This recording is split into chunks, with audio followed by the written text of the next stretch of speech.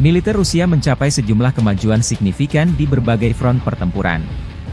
Analis Militer Institute for the Study of War, atau ISW mengamati indikasi selama beberapa minggu bahwa Komando Militer Rusia sedang mengerahkan kembali pasukan dari Kharkiv Oblast Utara, garis Kupiansk Svatove Kremina, dan Zaporizhia Oblast Barat ke Kursk Oblast, dan baru-baru ini mengamati indikasi bahwa Komando Militer Rusia sedang mengerahkan kembali pasukan yang kemungkinan ditujukan untuk operasi ofensif prioritas tinggi di masa depan ke arah Pokrov ke Kursk Oblast.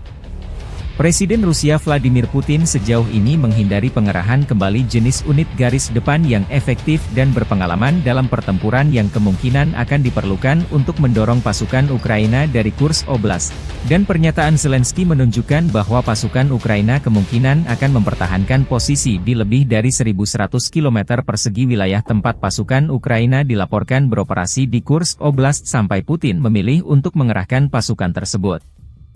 ISW menilai bahwa Putin berupaya mempertahankan serangan Rusia terhadap Pokrov dengan mengorbankan penundaan pembersihan Kursk, tetapi serangan itu kemungkinan akan memiliki berbagai dampak penting lainnya pada operasi militer Rusia selama berbagai periode waktu terlepas dari dampaknya terhadap operasi Pokrov saat ini.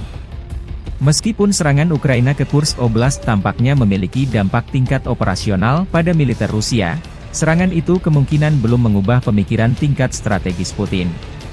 ISW menilai bahwa Putin berpendapat bahwa Rusia dapat secara perlahan dan tanpa batas waktu menaklukkan Ukraina melalui kemajuan yang lambat dan bahwa Rusia dapat mencapai tujuannya melalui perang yang melelahkan melawan pasukan Ukraina dan dengan bertahan lebih lama dari dukungan Barat untuk Ukraina. Penilaian yang membuat Putin menolak negosiasi perdamaian dengan syarat selain penyerahan Ukraina dan Barat terhadap tuntutannya.